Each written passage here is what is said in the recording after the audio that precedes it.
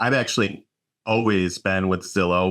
When I started on the team that I joined 10 years ago or 11 years ago, I believed in Zillow. They had a Zillow budget. That's how this all started. I proved myself to be someone that was good at converting internet leads, and I grew my reviews, and I actually took over the Zillow account. My first convention that I went to was the Zillow convention in Vegas.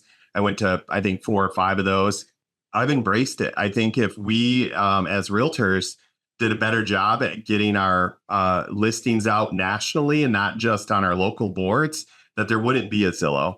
Right now in Michigan, there's 50 different MLSs at least where your properties are posted. And if you don't know where to look, if you're trying to relocate to the east side, without going to Zillow, it's hard to find properties and or even agents to work with. So just having that platform to have a nationwide database of properties available has been huge for us in growing our business with people relocating, people looking for an agent that isn't in their circle. There's a lot of people that don't want to work with their uncle because he's a jerk outside of real estate, or they don't trust, their cousin because whatever reason. But, people are looking for people that they can trust, they can refer their friends to, that they can share information and confidential information about what they're looking for in their next house. And so you're saying you use Zillow as a reload tool because there's no central location for all the properties, even if you use Keller Williams in this instance, the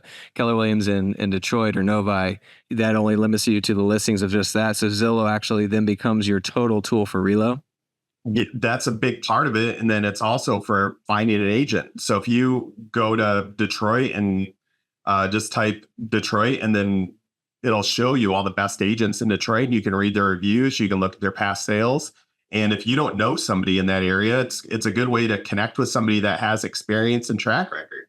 Are they the best agents though, or are they the agents that pay the most to Zillow?